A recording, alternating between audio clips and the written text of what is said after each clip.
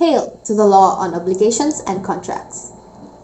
Welcome to the Online Lawyers Convention 2022, streaming to you live from the Oblicon courtroom today. I am attorney E.J. Vivian Cabatania, your master of ceremony for this program. Viva Obligación, Viva Contrata! For today's event, we have invited the most renowned lawyers worldwide as our guest speakers to expound on each article, particularly articles on joint and solidary obligations, divisible and indivisible obligations, and obligations with a penal clause. To continue the discussion on joint and solidary obligations covering Articles 1216 to 1221, may I call on Attorney Bea Helena Lim, Attorney Sofia Dorothy Ragel, Attorney Ann Daniela Dalios with her client, Vanessa Comla Manyanita, and Attorney Aliana Gary Manatad to proceed with their presentations.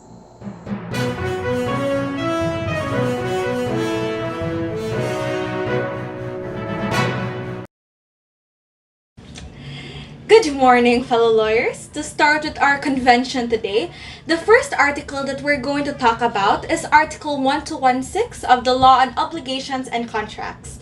Article 1216 states that the creditor may proceed against any one of the solidary debtors or some or all of them simultaneously. The demand made against one of them shall not be an obstacle which may subsequently be directed against the others, so long as the debt has not been fully collected. Now, what does this imply for us? Let us take a look at the situation of a client here with us.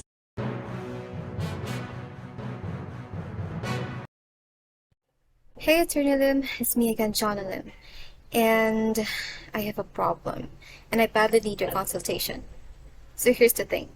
My friends Jade, Jim, and Kim solidarily owes me 10,000 pesos. Now, I wish to know which among of them should I collect the money from.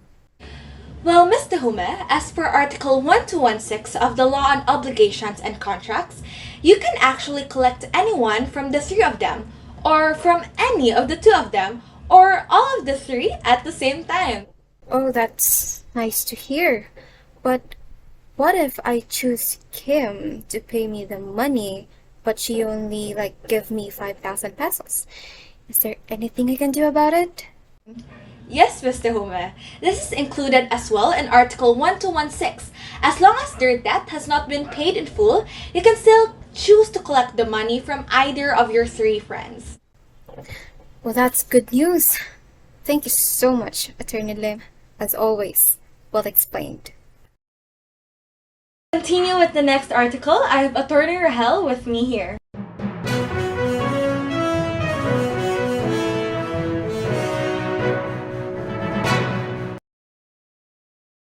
Good day, everyone. Now, let us talk about Article 1217 of the Law on Obligations and Contracts.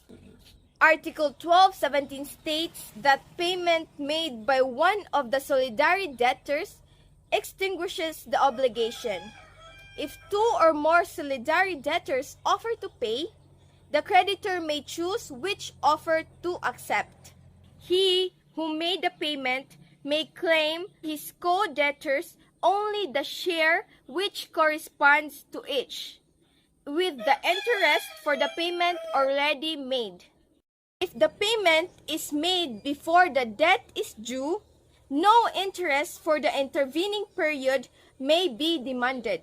When one of the solidary debtors cannot, because of his insolvency, reimburse his share to the debtor paying the obligation, such share shall be borne by all his co-debtors in proportion of the debt in each. For a clearer understanding, let us help out a client here with us today.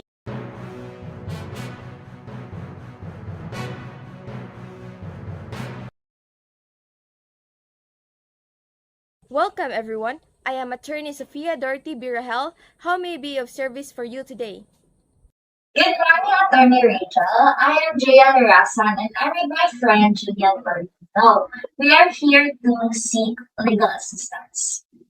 I'll be glad to help you on your legal needs. Now, tell me your situation. So to start with, my friends Bea, Rose, Julian solidarily owe me and my other friend Sam, which cost 90,000. 20,000 that is due tomorrow, September 21, 2022. However, both Athea and Julian offered to pay their debt. Attorney, how do you think should I proceed with my situation? Well, Ms. Lerasan, as stated in Article 1217, you may accept the payment of either Athea or Julian. However, do note if one of them made full, the obligation is then extinguished. As for me, Attorney Rogel, if I am the one who's going to make that payment of 90,000 pesos to Ms. Lirasan today, September 2022, am I allowed to demand reimbursement from the other debtors, Athie and Rose, with interest? With regards to that, Ms. Baldivino, you are allowed to demand reimbursement from the other debtors, Athea and Rose. However, you are not allowed to demand interest as you will be paying the debt before on its due, as this is stated in Article 1217. You are only allowed to demand for interest if you pay after the debt is due. That's great to know, Attorney Rogel. But one more thing, Attorney. If Rose is unable to pay us her share of the debt, which is 30,000 pesos because of her insolvency, which of us should assume her share of the debt? Well, Miss Baldovino, if Rose is unable to pay due to her insolvency, both you and Atea should assume her share of debt, which is equally 15,000 pesos. If Miss Rose's finances improve, you can both later on recover this amount as she would pay you with the amount of 15,000 each. One more thing from me, Attorney Rachel. If Julian paid me the total debt of 20,000, am I liable to give the corresponding share to my fellow creditor, Lisa? Exactly, Miss Lirasan. You are liable to give corresponding share to your fellow creditor, which is, in this case, Miss Lisa. Thank you for the clarifications and advice, Attorney Rachel. Your knowledge is a huge help. Thank you so much, Attorney Rogel. I'm glad I could help you both, Miss Lirasan and Miss Baldivino. That is all for Article 1217 of the Law on Obligations and Contracts. Now, moving on to the next articles.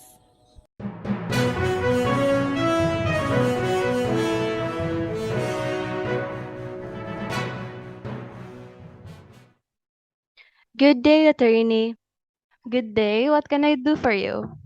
Well, attorney, I want to consult you about a situation where my cousin, her friend, and I are involved.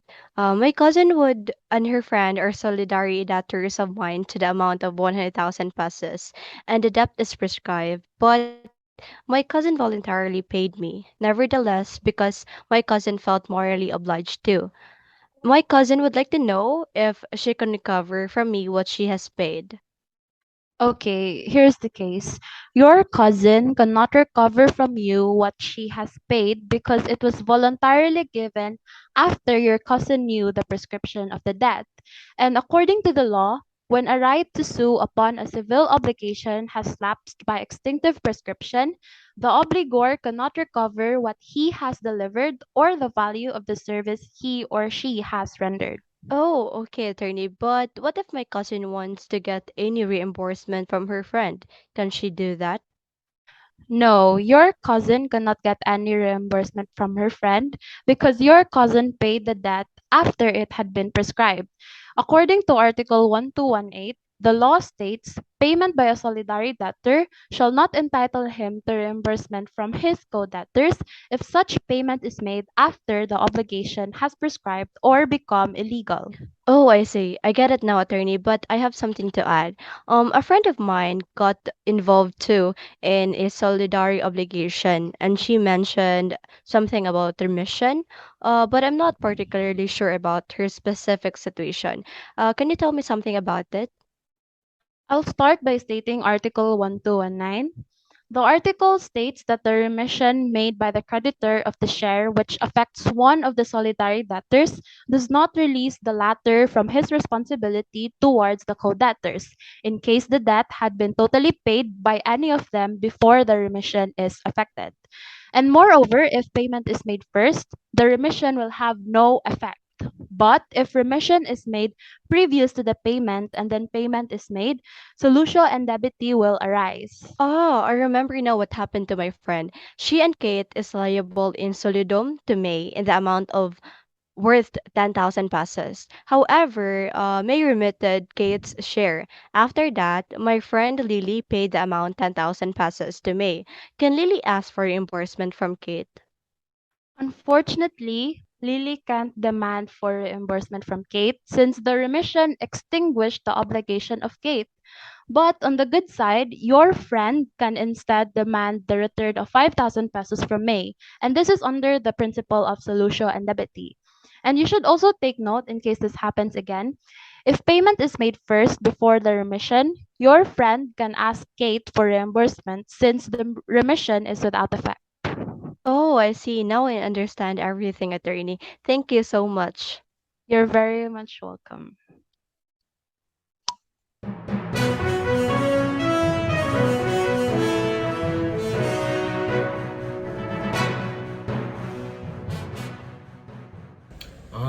Good day, attorney. I just have a concern and clarification about the situation I am involved in.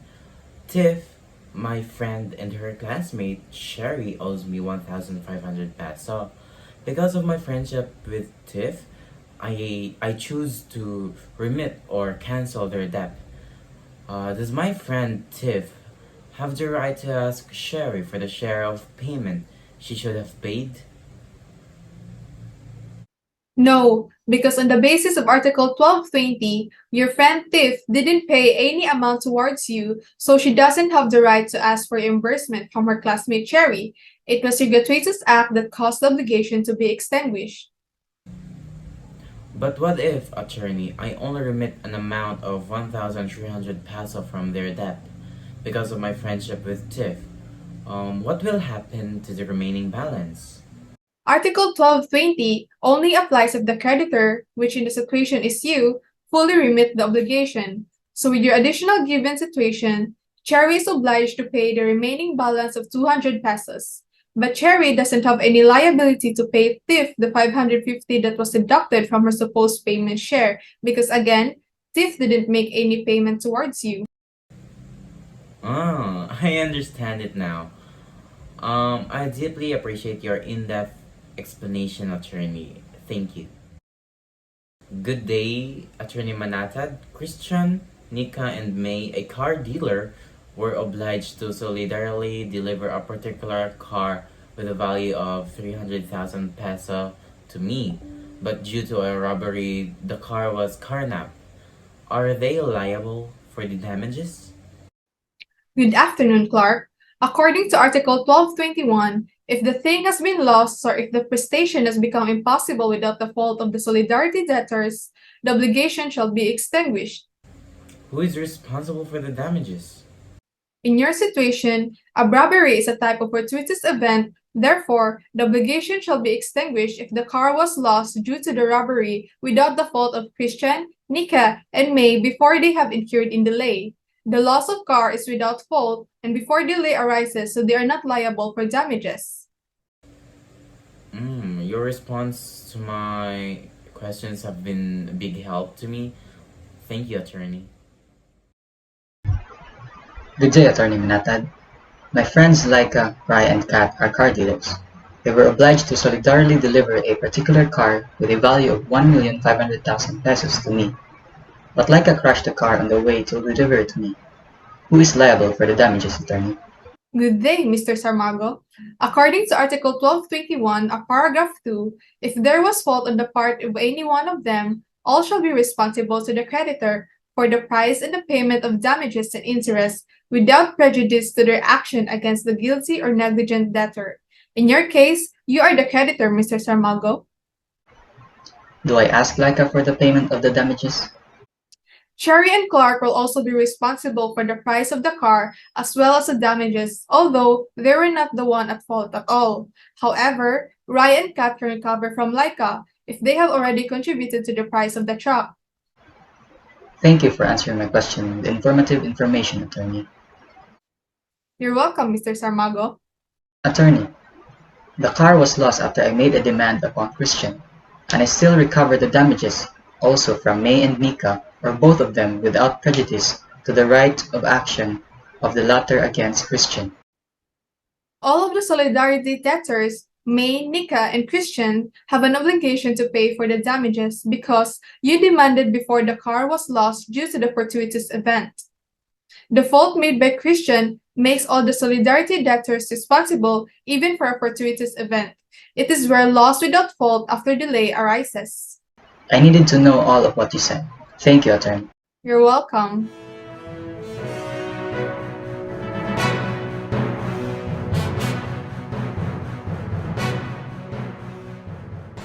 Thank you very much to our beloved lawyers for discussing those articles. Now, I believe our dear viewers have learned a lot after that insightful segment. Before we proceed to our next batch of articles, the Online Lawyers Convention 2022 will be back after this short break.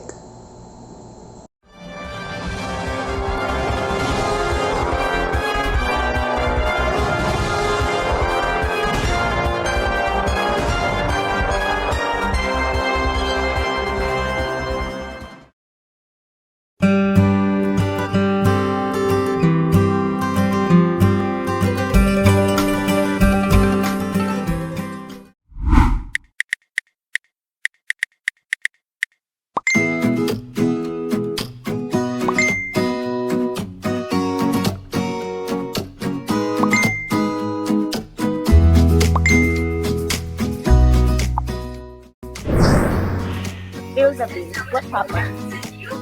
Did you hear about what happened to Jibril, Althea, and Precious?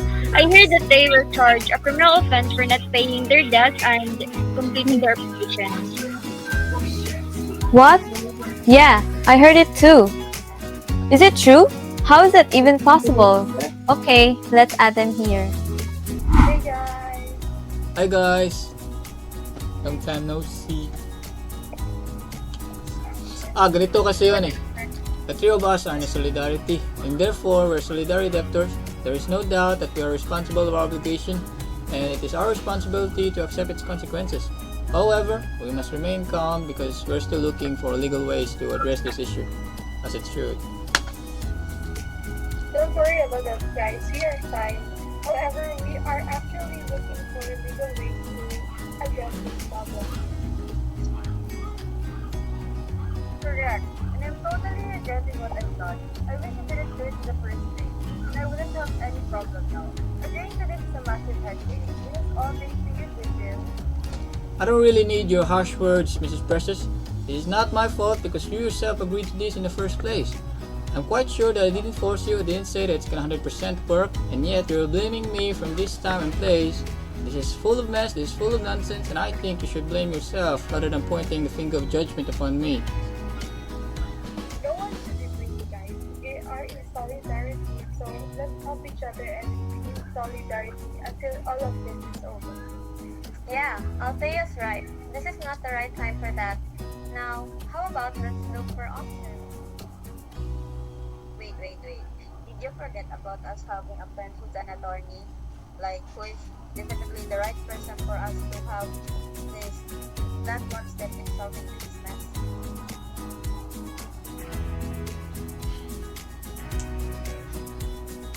Oy, pare Thomas, long time no call niyo ah. This is good, pare. But I heard the news. Okay ba kayo? We're actually fine. Fortunately, we found ways to. Actually, I've encountered this kind of situation as well. And I wanted to share it with all of you. The thing is, what I experienced is almost the same. I was the creditor at the time, and so the evidences, the obligation was extinguished since the debtors had their defense as well. So I'm telling you, there is a chance. So just hang on. Talaga ba pare? Thank you very much. We will take note of that. Bye.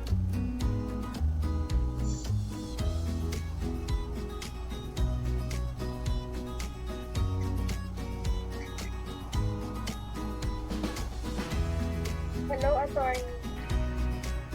Hello everyone, it's nice to be here. Hello, Attorney Casey. Actually, we need your advice if that's okay still, of course. Yeah, our friends here need your advices about what to do as solitary debtors when charged. Okay, here's what I know. Is the debtor present here today? Yes, attorney, we're actually 3. Dear attorney, thank you for giving us time. We'll see what I can do. According to Article 122, a solitary debtor may in action filed by the creditor avail himself of all defenses which are derived from the nature of the obligation and those which are personal to him or to his own share. With respect to those which personally belong to others, he may avail himself thereof only as regards the part of the debt for which the latter are responsible. This means that when in having solidary debt and the creditor filed against you, all that are involved in this debt are liable. However, you can avail defenses which are derived from the nature of the obligation or personal or pertaining to his own share. You can have 3 possible valid defenses. For example, if the creditor will claim the obligation to Precious, one defense is that she can say that the debt has already prescribed, meaning the obligation is no longer a civil obligation since it is already prescribed. In this case, Precious' defense is based on the obligation itself. Other example is assuming that Althea is a minor. Minority is also valid defense, but it is not based on the nature of the obligation, but based on the person or personal to Althea. This is a complete defense. In other words, the creditor cannot claim the debt to Althea completely. And last example is that assuming that Gabriel's share is dependent upon a condition. In this case, it is possible that Gabriel can defend himself that the condition never happened. The condition never happened, let's say that the share of Gabriel in the 1 million debt is 300k, but the condition didn't happen, and that the creditor claims the 1 million from him. He can raise the defense that the condition never happened. The creditor cannot claim the whole 1 million, but only the partial of the whole amount. But in this case, unlike the previous defense, this defense is a personal defense. However, it is only partial defense because a portion of the 1 million is only affected. These are the 3 possible defenses you can use in the court. Thank you so much for that, attorney. Have a nice day. Thank you. Thank you. Thank you, sorry. Thank you, attorney. Thank you, attorney. That's it, guys. That's for all today, guys. I think we get what we want and know what we need to know. I think it's time to bye. Bye. I have to walk my dog there. Bye.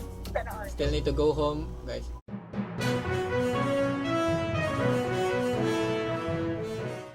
Guys, I really think we need to study now for Oblicon. We need to pass the prelims. Yes, our prelims is just around the corner. Jules, wait lang.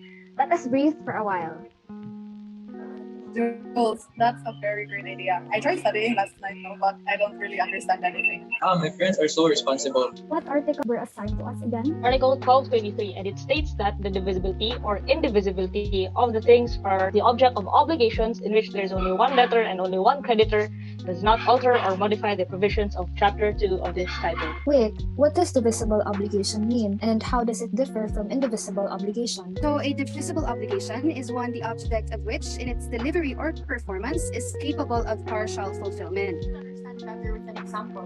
Can someone provide a scenario showing a divisible obligation? I actually have an example for that. Let's say Marites is really interested in buying the new introduced iPhone 14 Pro Max. However, she does not have full value of the phone. So she was thinking na, maybe I'll just pay it in installments. iCenter provides a 3-month payment plan for the phone. So since the payment is already divided equally within 3 months to complete obligation, then it is an example of a divisible obligation. That's a lot more understandable, but what about indivisible obligation? So, an indivisible obligation, on the other hand, is one the object of which, in its delivery or performance, is not capable of partial fulfillment. A possible scenario is when Anne volunteered to perform a spoken poetry in her school's Valentine's celebration. This can be referred to as an indivisible obligation, since the requirement is completed entirely at once, rather than in parts, as is the case with a divisible obligation.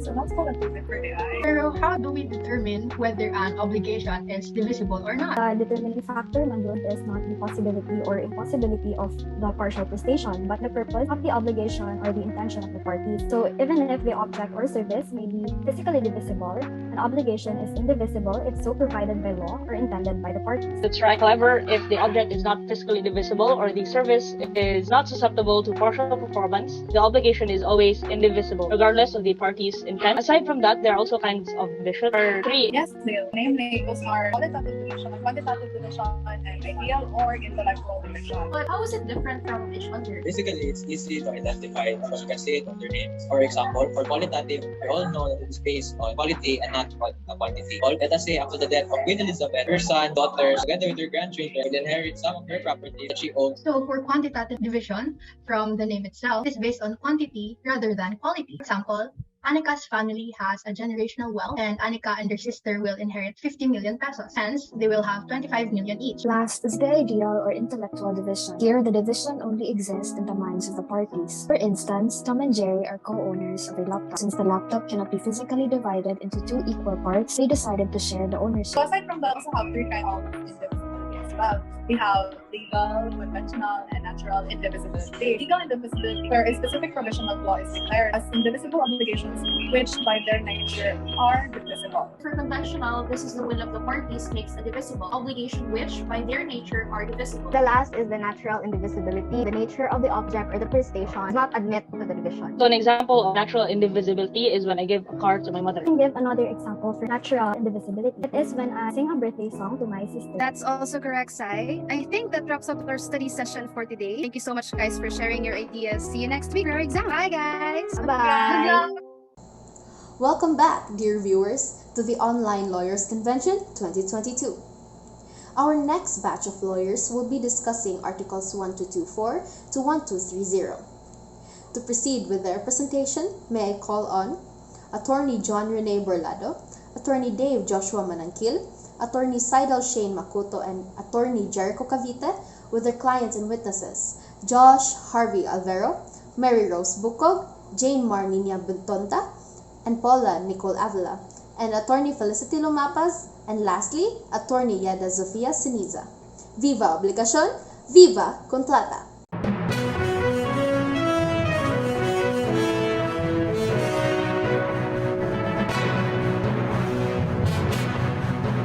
Article 1224 states that if the debtor does not comply with their undertaking in the indivisible obligation, it is then converted into one for damages.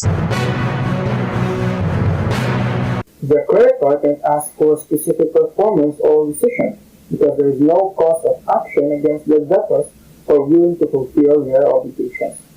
Article 122, for example, Alice, Belle, and Coco oblige themselves jointly to deliver a particular car to Donald at a certain period.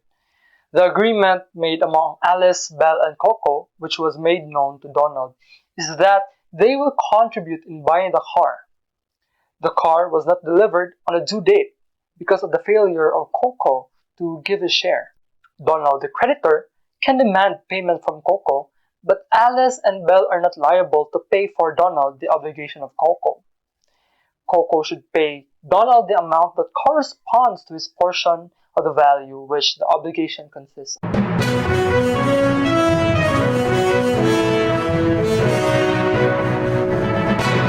Article 1125 lays down the general rule for determining whether the obligation is divisible or not.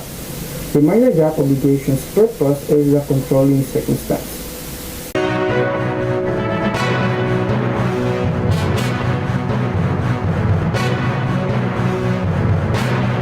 Obligations under what is deemed indivisible include obligations to give definite things, such as to give a particular phone. Obligation to which are not susceptible of partial performance, such as to dance cha-cha. Obligations provided by law to be indivisible even if thing or service is physically divisible, such as to pay taxes. And lastly, obligations that are intended by the parties to be indivisible even if thing or service is physically divisible, such as to give 500 pesos on a certain date. Obligations that are deemed divisible include obligations which have as their object the execution of a certain number of days of work, such as obliged to finish a drawing in 2 days. Obligations which have as their object the accomplishment of work by metrical units, such as to make a shelf that is 1 meter wide and 2 meters long. In negative obligation not to do, the prestation's character in each particular case is determined by their divisibility or indivisibility. An example of indivisible obligation is when Alice obliged herself to Bell not to sell liquor in a store for 2 years. In this situation, the obligation should be fulfilled continuously during certain periods. An example of divisible obligation is when Alice obliged herself to Bell not to sell liquor in a store only during Mondays and Wednesdays. The obligation is divisible as the forbearance is not continuous.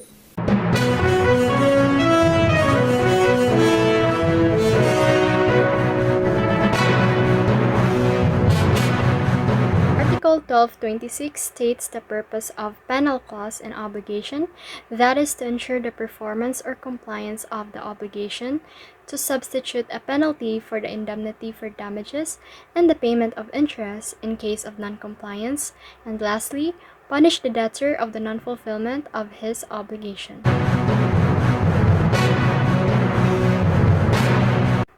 I am Josh, and I had a contractual agreement carried with a penal clause with Jericho to renovate my house before the year ends. In case of non-compliance, Jericho would have to pay me a penalty of 80,000 pesos, regardless of the amount of damages suffered. I can attest to that I am from Josh's neighborhood, and after all, Josh's house was under renovation. Midway, it stopped suddenly, and it made me wonder why it was like that. The year has already ended and it is still under renovation, or it's in hiatus, which is a bit confusing.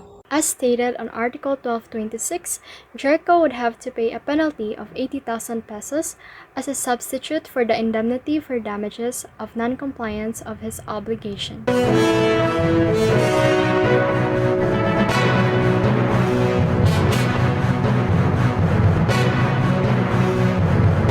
Hello, and take a seat and make yourself comfortable, and we'll start right away. So I see that you yourself are involved in a mishap, so tell me exactly what happened. Yes, it happened during the construction of my house, in which the contract between me and the builder states that my house is to be finished within the time period of 18 months.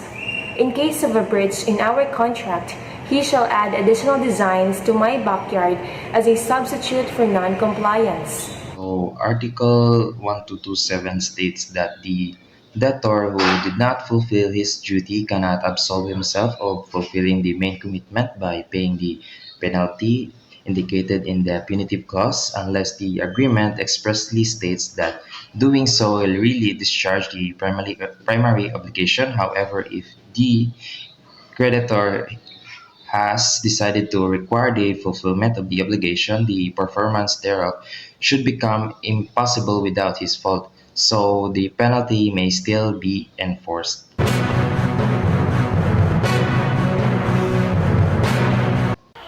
However, after 18 months, the builder did not finish the construction of her house, which was the cause of the breach of the agreement. In accordance with Article 1227, a penalty may be enforced for the non-compliance of the obligation within the time period, and the builder cannot just pay for the penalty, but instead of performing the obligation, you may ask for the penalty or a required specific performance.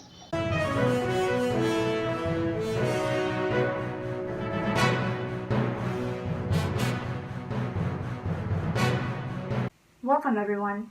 I am attorney Felicity Lumapas, and before we begin today, let me introduce my client first. This is Ms. Yeda Zofia Siniza, and she came to me because a problem occurred between her and her friend. Let us call her debtor. And you guessed it. This is no ordinary problem, nor a love problem, but a conflict regarding contracts. Now let us hear the whole story first from our dear client. Miss Seniza, whenever you're ready. Yes, so I put up my car up for rent, right? And I had these set of agreements laid out for my debtor.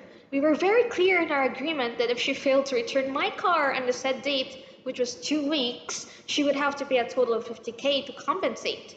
We had a contract that stated everything that needed to be done, yet 2 weeks went by and she still didn't return my car. I waited another week for her to finally return it to me. Then what happened? Did she pay you the money that she owed you?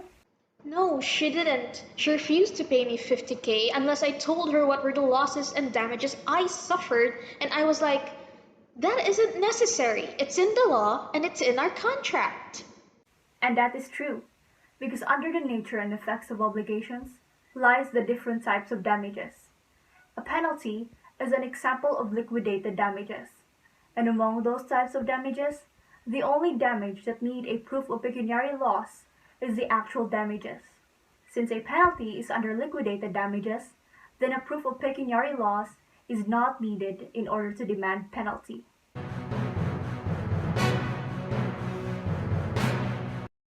Right, and as long as the contract has a provision that there will be a penalty in case of damages or loss, then the penalty is demandable. So I, as a creditor, need not show proof of damages, because whether there are damages or none, if there's a violation in the obligation, then the penalty is enforceable. Am I right, attorney?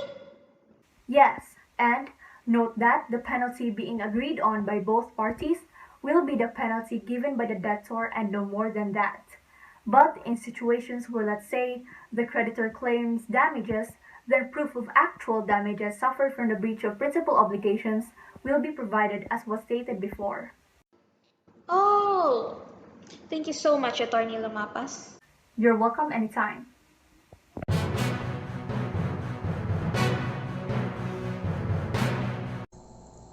Thank you to our speakers for another insightful presentation of cases and articles.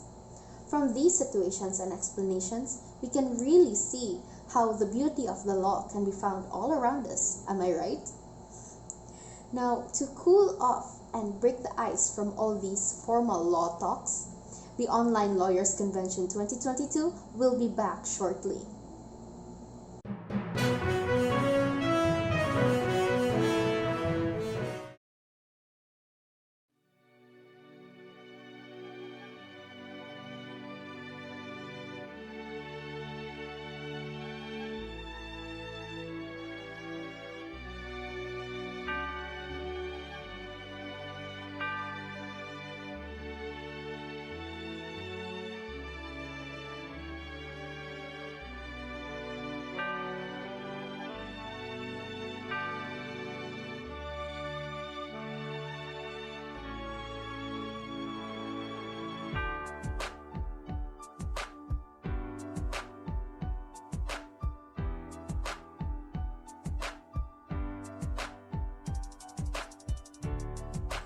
Many agreed to make a pay for Daisy for 550 to on the day of September 20. However, in the due date, Mindy just finished half. This is a case of partial performance. It will be unfair if many penalized for full. So her penalty will be reduced by the court for her irregular performance. The rule in Article 1229 is evident justice. It is the court who can reduce the penalty and not by the debtor. Partial performance is one clause, iniquitous is another.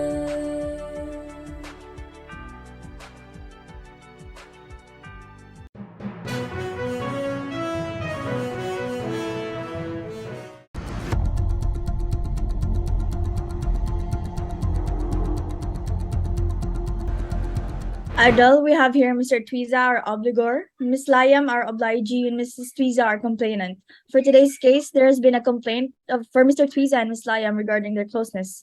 And Mrs. Twiza here has been suspecting it for some time now. Okay, good day, Mrs. Twiza. You are here for your complaint about your husband always getting in touch with Miss Liam, a close friend of yours. So, tell me more about it. Tagal na po kami magkaibigan, Sir Rafi.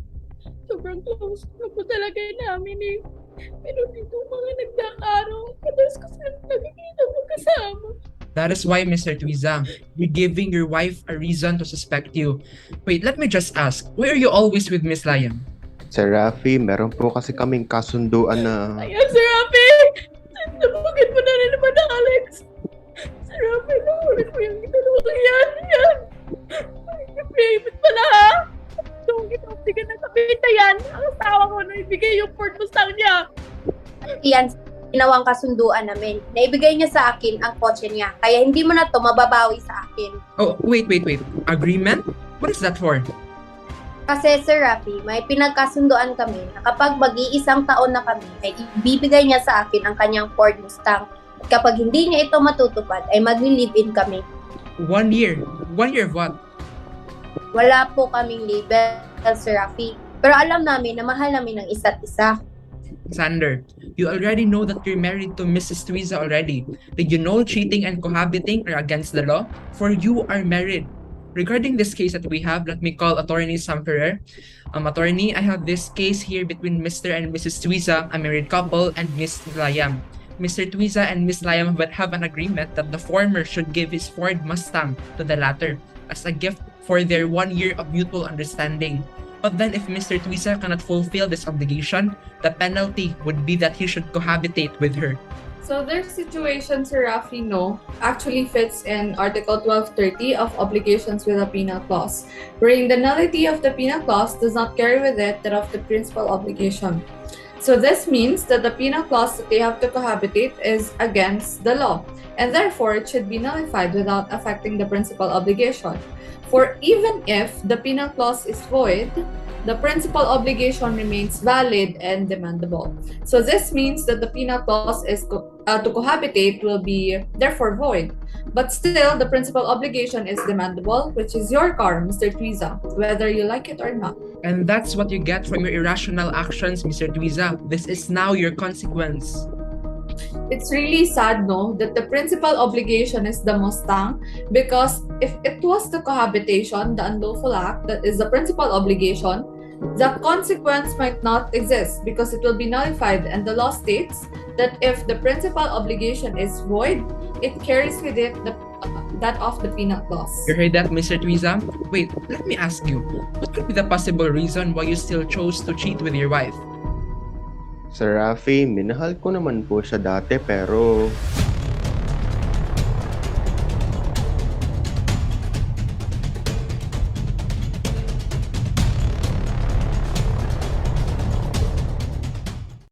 And now we have finally reached the conclusion of our program. To recap, the articles and cases presented here today were on joint and solidary obligations, divisible and indivisible obligations, and obligations with a penal clause. We are absolutely honored to have these renowned lawyers with us today to discuss them.